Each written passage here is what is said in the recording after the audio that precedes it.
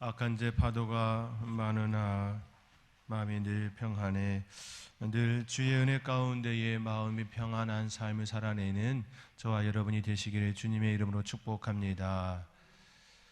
날씨가 이제 점점 더 추워지고 있지요. 저녁 되어지면 쌀쌀하고 또 새벽 되어지면 더 쌀쌀해지는 그런 시간 속에 우리가 머물고 있습니다.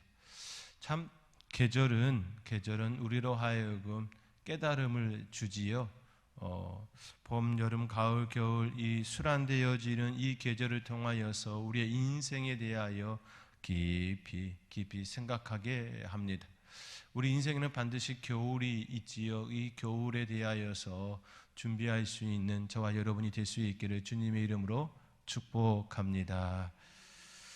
아브라함과 다윗의 자손 예수 그리스도의 계보라. 아브라함은 이삭을 낳고 이삭은 야곱을 낳고 야곱은 유다와 그의 형제들을 낳고 유다는 다말에게서 베레스와 세라를 낳고 베레스는 헤스론을 낳고 헤스론은 람을 낳고 마태복음 1장에 기록된 예수 그리스도의 족보 하나님의 말씀입니다.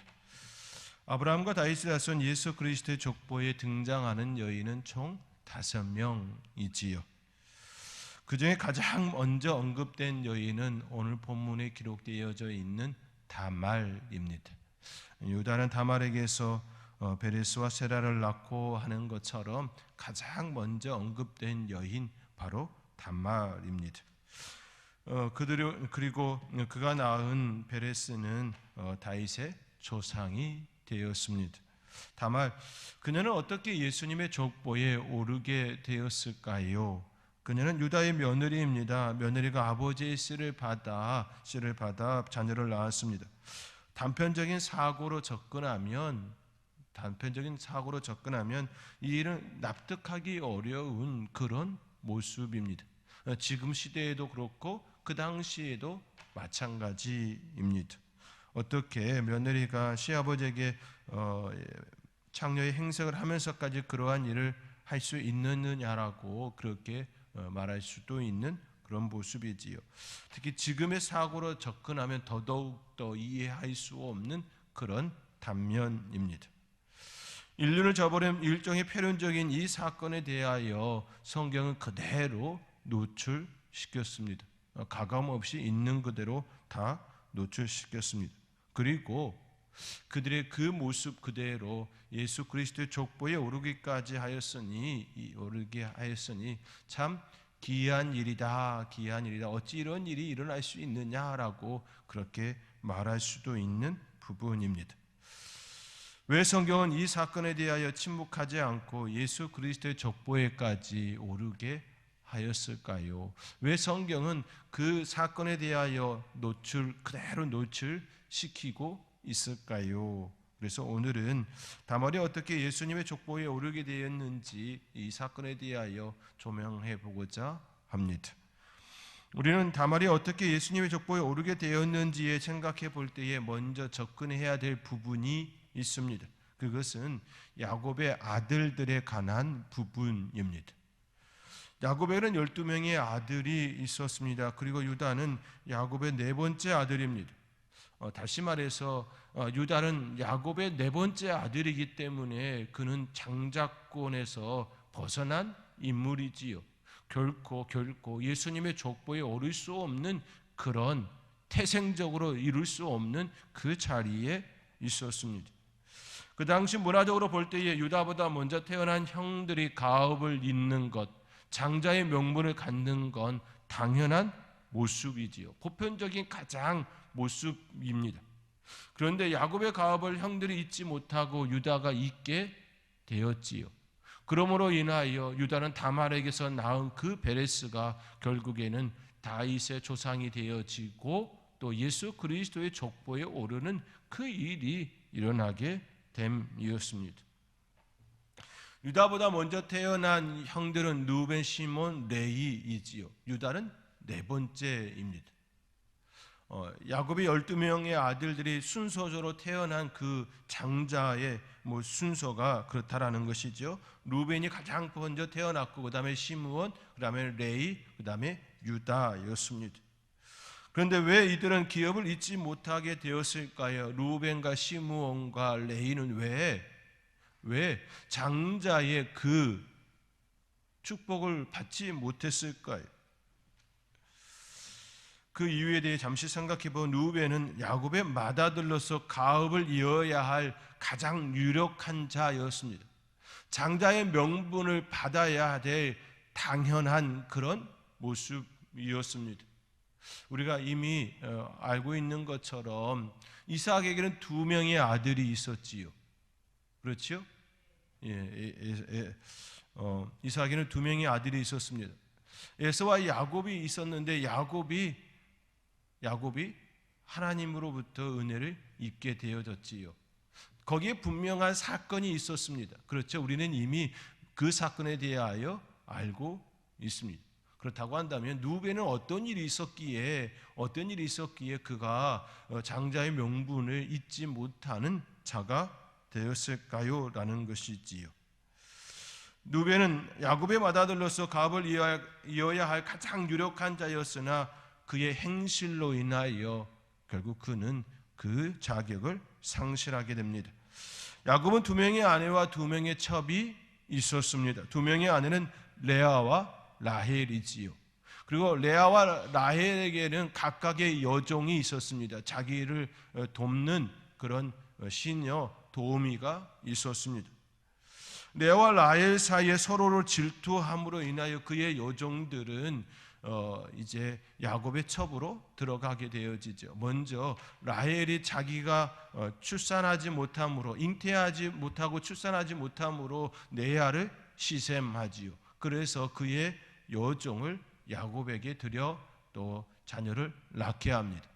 뿐만 아니라 레아도 라헬이 그렇게 하니까 자기의 여종을 또 야곱의 첩으로 들여서 또 자녀를 잊게 하였습니다. 그 첩들의 이름이 바로 빌하와 실바이지요. 빌하는 라헬의 여종이었고 실바는 레아의 여종이었습니다. 레아의 아들이었던 루벤이 야곱의 첩인 빌하와 동침함으로 가업을 잇는 일에 합당하지 못하게 되었습니다. 루벤이 하지 말아야 할 그 일을 행하였다라는 것입니다. 아버지의 침상을 더럽힌 자가 되었습니다. 이 사건으로 인해 야곱은 죽음을 앞두고 루벤에 대하여 다음과 같이 예언한 바 있지요. 창세기 49장 3절과 4절에 이렇게 기록되어 있습니다. 루벤아, 너는 내 장자요, 내 능력이요, 내 기력의 시작이라. 그렇지요. 야곱에게 있어서 루벤은 시작이었습니다. 기력의 시작이었습니다. 그는 장자였고 능력이었습니다. 그리고 이렇게 계속 기록됩니다. 이풍이 월등하고 권능이 탁월하다마는 물의 끓음 같았은즉 너는 탁월하지 못하리니 내가 아버지의 침상에 올라 더럽혔음이로다. 그가 내 침상에 올랐었도다라고 표현하고 있습니다. 결국 야곱의 첩과 함께 동침하는 아버지의 침상을 더럽힘으로 인하여서 루벤은 장자의 명분을 이을 수 없는 자가 되었습니다. 결국 그는 아버지의 유언대로 아버지의 기업을, 아버지의 가업을 잊지 못하는 그런 장자가 되었습니다. 야곱이 루벤에 대하여 이처럼 이야기한 것처럼 그는 정말로 이풍이 월등하고 권능이 탁월한 존재였습니다. 아버지가 죽음을 앞두고 유언으로 남길 만큼 그는 정말로 월등하고 탁월했다라는 것을 생각해 볼 수가 있습니다. 아무리 월등하고 탁월한 그런 모습을 그가 가졌다 할지라도 자격이 상실되어졌음을 보게 되어지지요. 결국 예수님의 그 오심에 대하여 준비하는 그 자리에 이풍이 월등하고 권능이 탁월해서 그 자리에 있는 것이 아니라는 사실을 우선적으로 또 생각해 볼 수가 있지요. 그리고 둘째 아들 시므온과 셋째 아들 레위는 같은 일에 엮이면서 예수 그리스도의 계보에 오르지 못하는 이들이 되었습니다. 야곱에게 디나라는 딸이 있었습니다. 디나가 히 족속 하몰의 아들 세겜에게 강간을 당하지요. 그를 욕되게 하였습니다. 이를 못마땅하게 여긴 시므온과 레위는 히위 족속에 찾아가서 거짓 약속을 합니다. 그들에게 할례를 받으면 너희 족속과 이스라엘 족속 간에 결혼할 수 있는 그런 관계가 될 수 있다라고 거짓 약속을 합니다. 그리하여 히위 족속이 좋게 여겨 모든 남자들이 할례를 받았습니다. 할례를 받으면 이스라엘 족속과 그 족속이 이제 결혼할 수 있는 그런 관계가 되어지기 때문에 너무나도 좋게 여기고, 또 세겜이 디나를 너무나도 사랑하는 그 마음이 앞서서 그것을 좋게 받아들였습니다. 히 족속은 정말로 그들의 그 약속에 대하여 선하게 받음인 것이지요. 디나를 사랑하는 그 마음으로 그렇게 접근되었습니다.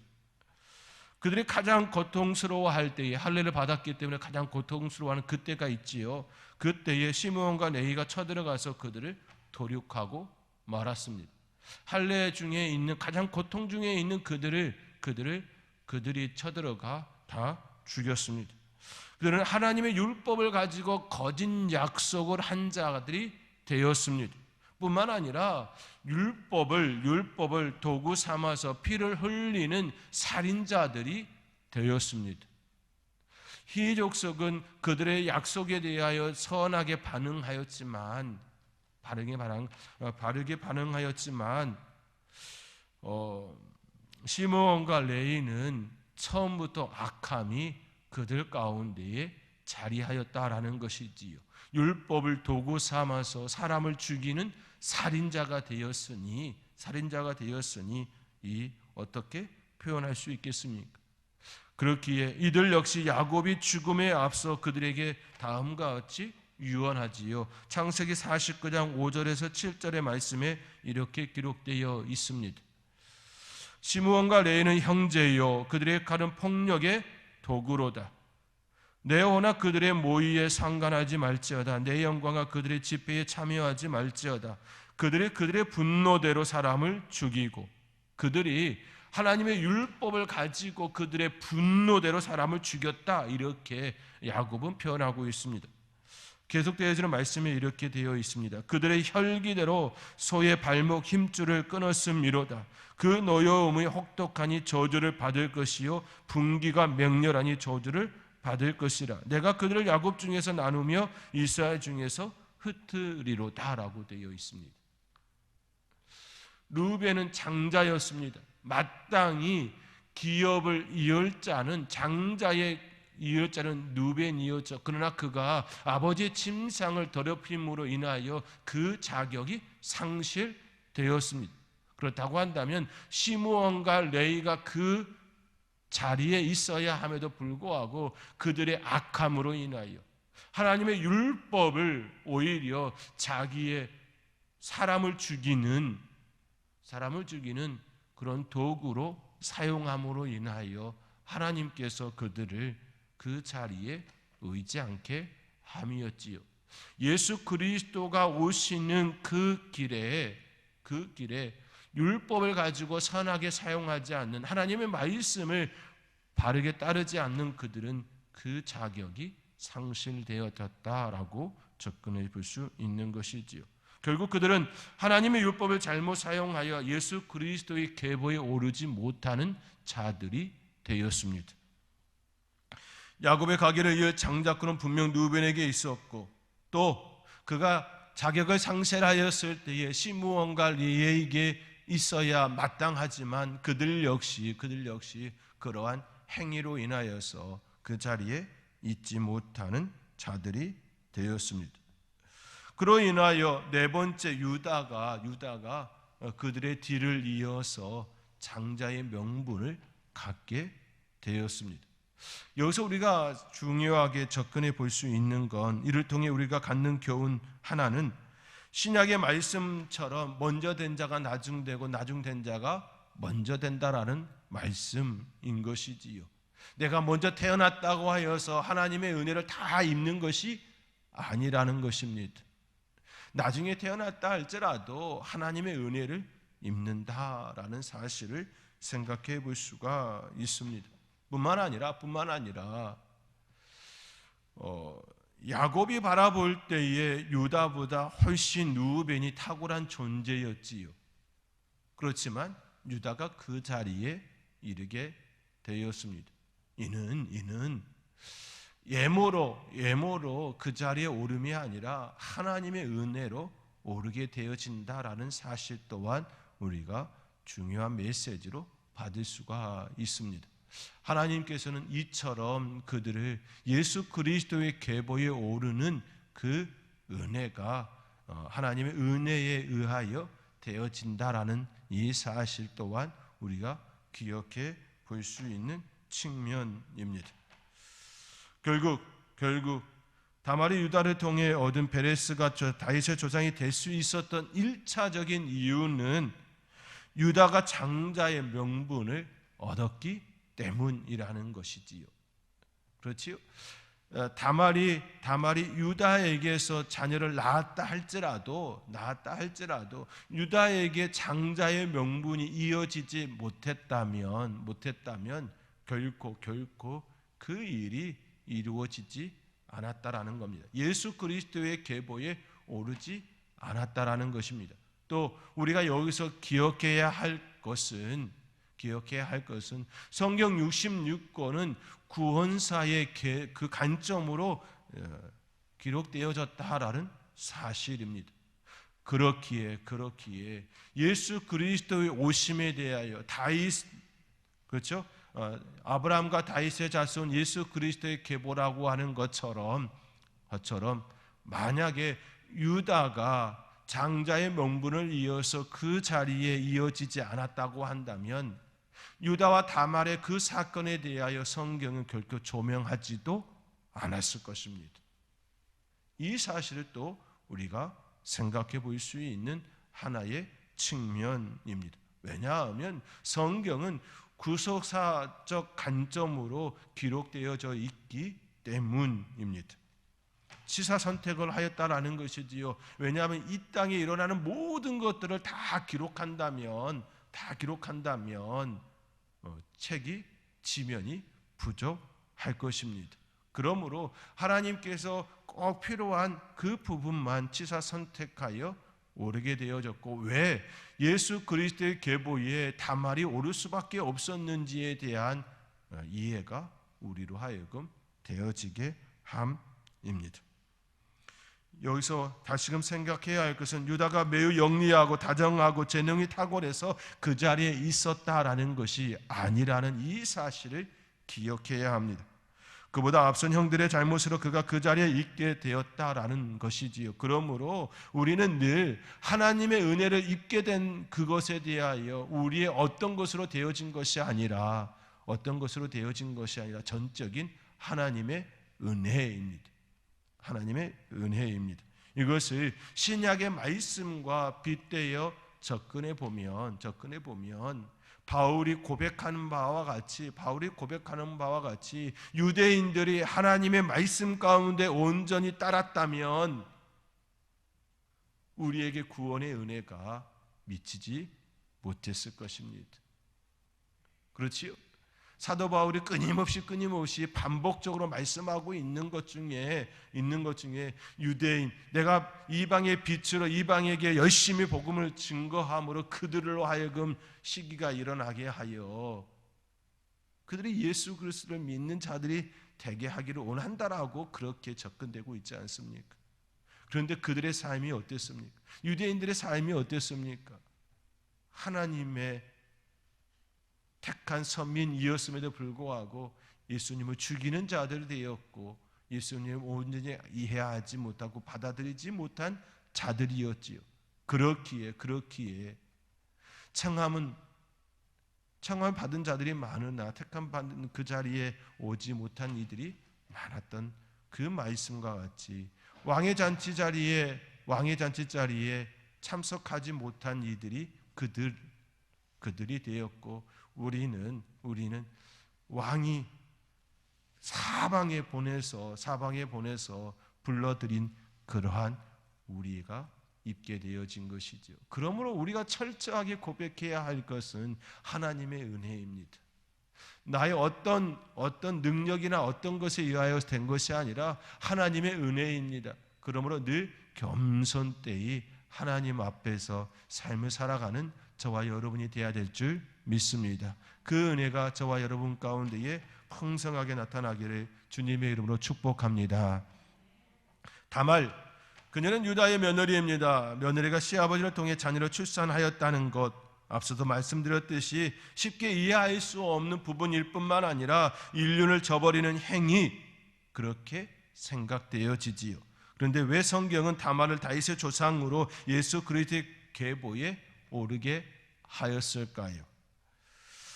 먼저 그녀의 행위를 이해하기 위하여선 당시의 결혼 풍습에 대하여 이해해야 합니다.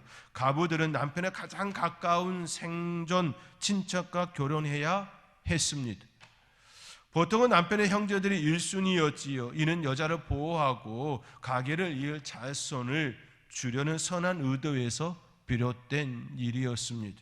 왜냐하면 그 당시에 모든 것들의 먹거리에 생산하는 사람들은 남자였기 때문에, 그렇죠, 사냥을 하고 가축을 기르고 그 일들을 남성들을 통하여 벌어들인 일이었기 때문에 그들을 보호하지 않으면, 그들이 그 남성과 함께 그 그늘 아래 있지 않으면 그들이 살아갈 수 없는 그런 환경이었기 때문에 그들을 보호하기 위하여 그 제도를 일으킴이었지요.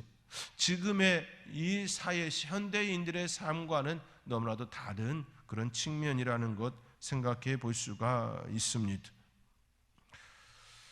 유다는 가나안 여자를 만나서 아들 셋을 얻었습니다. 첫째 아들은 에리고, 둘째 아들은 오난이고, 셋째 아들은 셀라였습니다. 유다는 첫째 아들을 위하여 아내를 데려왔지요. 그 여인이 바로 다말이었습니다.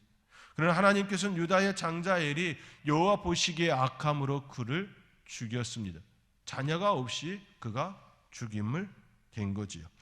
다말은 얘를 통해 자손을 얻지 못했습니다. 그리하여 그 당시 풍습대로 다말은 둘째 아들 오난과 그의 아내가 되게 하였지요.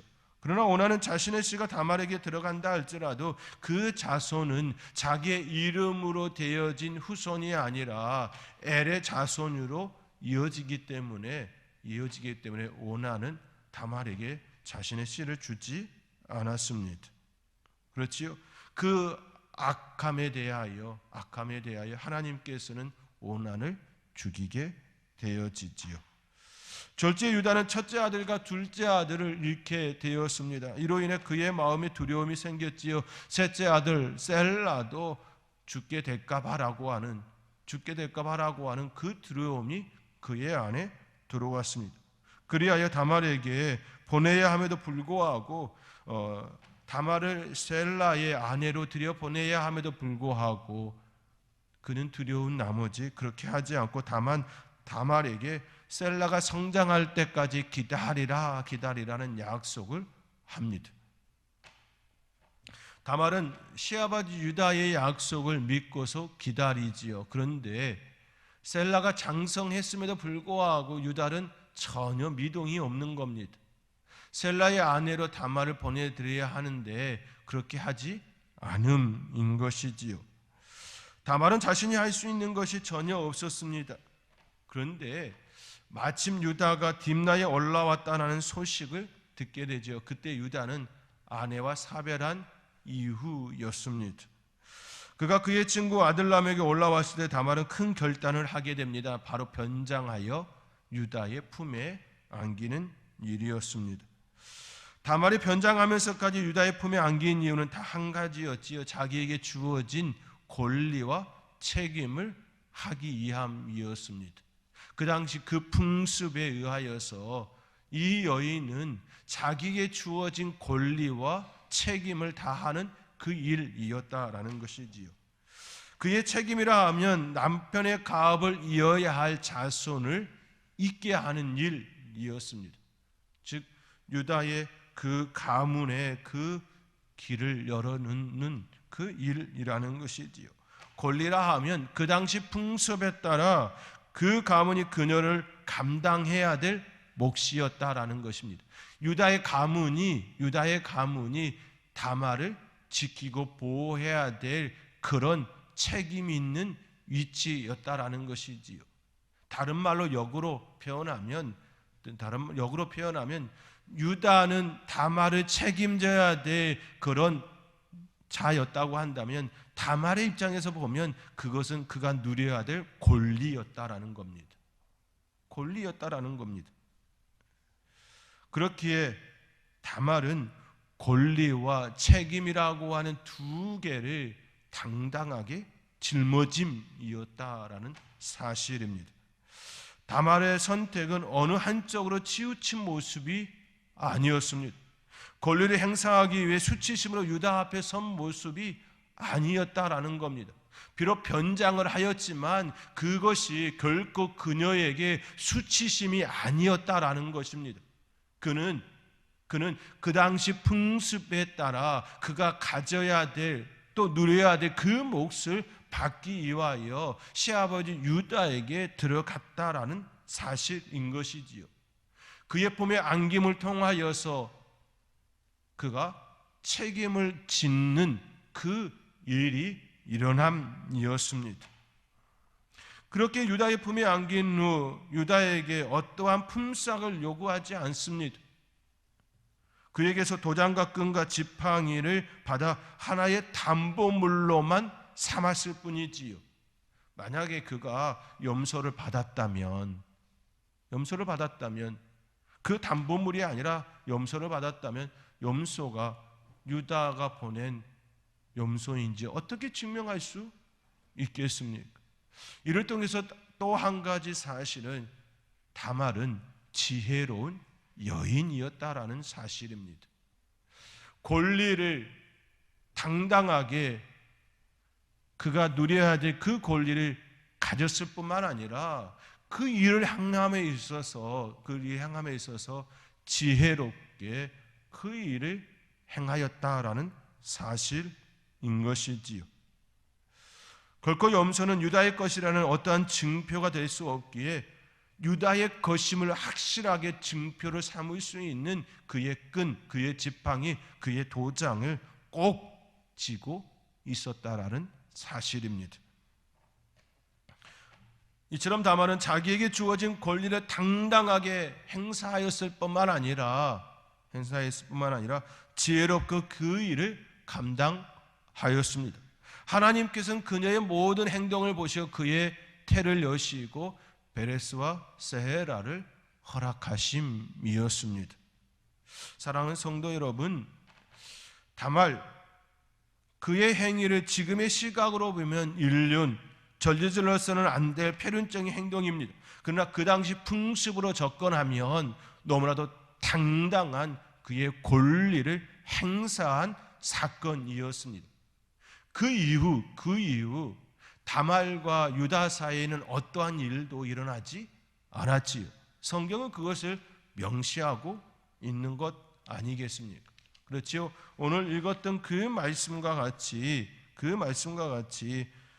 그 일이 더 이상 일어나지 않았음을 우리는 볼 수 있습니다. 26절 말씀에 보면 유다가 그것들을 알아보고 이르되 그는 나보다 옳도다. 내가 그를 내 아들 셀라에게 주지 아니하였음이로다 하고 다시는 그를 가까이 하지 아니하였더라. 가까이 하지 않았더라라고 말씀하고 있는 것이지요.